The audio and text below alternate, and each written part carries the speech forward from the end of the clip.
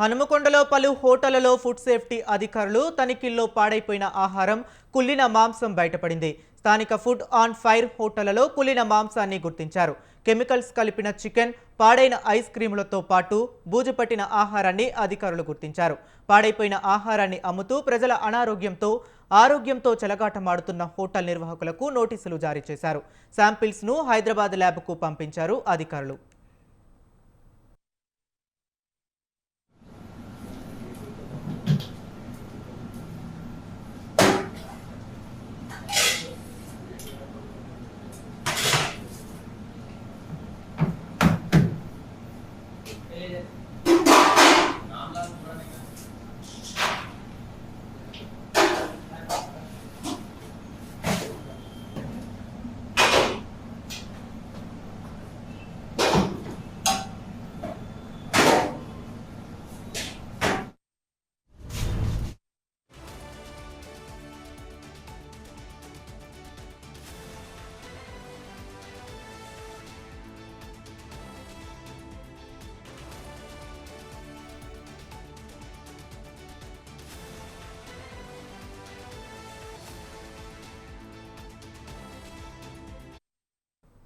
హనుమకొండలో పలు హోటళ్లలో food safety అధికారుల తనిఖీల్లో పాడైపోయిన ఆహారం, కుళ్ళిన మాంసం బయటపడింది. స్థానిక ఫుడ్ ఆన్ ఫైర్ హోటళ్లలో కుళ్ళిన మాంసాన్ని గుర్తించారు.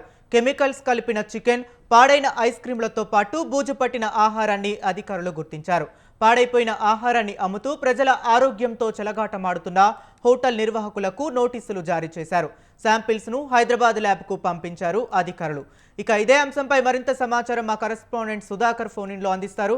సుధాకర్, చెప్పండి, అక్కడ ఉన్నటువంటి పరిస్థితి ఏంటి? దీని గురించి మీ దగ్గర ఉన్న లేటెస్ట్ అప్డేట్స్ ఏంటి? Thank you Hari.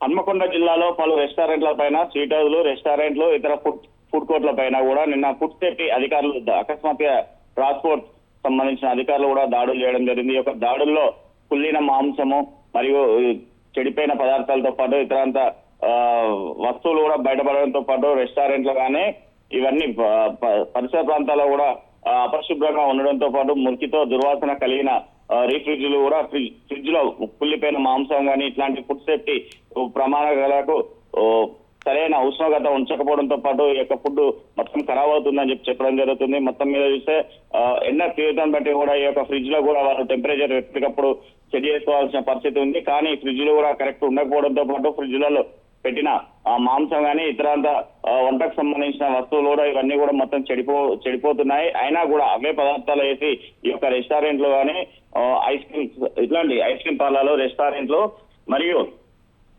హోటల్స్ కూడా వీళ్ళు ఇలానే నిర్వహిస్తున్నారని చెప్పేసి వీరిపైన కూడా భారీ జరిమానా కూడా విధించడం జరిగింది. వీరి దగ్గర నుంచి తీసుకెళ్లిన ఒక్కొక్క హోటల్ నుంచి కొంతమంది దగ్గర నుంచి ఫుడ్ కు సంబంధించిన వస్తువులు అన్ని కూడా అవన్నీ షాంపులకు హైదరాబాద్ కూడా తరలించడం జరిగింది. కొంతమంది పైన కూడా జరిమానా కూడా విధించారు. ఇదే కాకుండా చూస్తే గత కొద్ది రోజుల నుంచి కూడా నగరంలోని విచ్చలవిడిగా ఇష్టానుసారంగా ఫుడ్ తయారు చేసి అమ్మడం జరుగుతుంది. నాణ్యత లోపించడం, నాణ్యమైన వస్తువులు కూడా వాడకుండా నాణ్యత లేని వస్తువులు వాడడంతో పాటు ఫుడ్ కరెక్ట్ ఉండకుండా ఎవరైతే తిన్నవారు ఉన్నారో వాళ్ళందరూ కూడా రోగాల బారిన కూడా పడుతున్నారని చెప్పేసి ఉద్దేశంగా కొంతమంది కంప్లైంట్ ఇవ్వడంతో పాటు టాస్క్ ఫోర్స్ ను ఫుడ్ సేఫ్టీ అధికారులు కూడా వీరి వరంగల్ నగరంలోని పలు ప్రాంతాలకు సంబంధించిన ఏవైతే రెస్టారెంట్స్ ఉన్నాయో అన్నిటిపైన కూడా బిర్యానీ సెంటర్లు, రెస్టారెంట్స్, ఐస్ క్రీమ్ పార్లర్లు మరియు రోడ్ పక్కన అమ్ముకునే బండ్ల పైన కూడా మొత్తం చెక్ చేయడంతో పాటు పెద్ద ఎత్తున కూడా ఈ యొక్క కుళ్ళిపోయిన మాంస పదార్థాలు కూడా ఇవన్నీ బయటపడడంతో పాటు కొంతమంది కూడా జరిమానా విధించడం జరిగింది.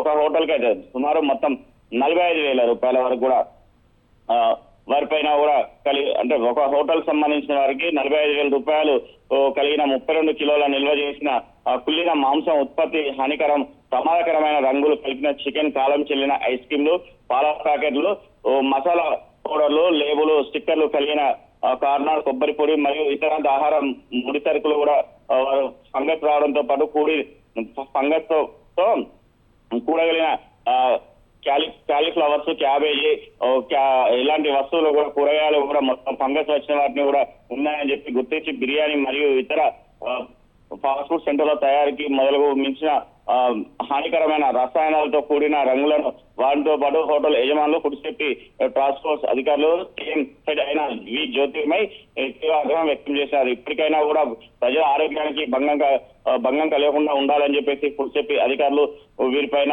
చర్యలు తీసుకోవాలని చెప్పేసి చర్యలు కూడా తీసుకుంటామని చెప్పడం జరిగింది. ఇకనైనా కూడా ఇలాంటి ఎవరు తయారు చేసినా కూడా వారికి ఇదే మొత్తం కూడా పెద్ద ఎత్తున కూడా వారిపై జరిమానా విధిస్తామని చెప్పేసి అధికారులు కూడా తెలియజేస్తున్నారు. Hari. Okay right, thank you Sudhakar.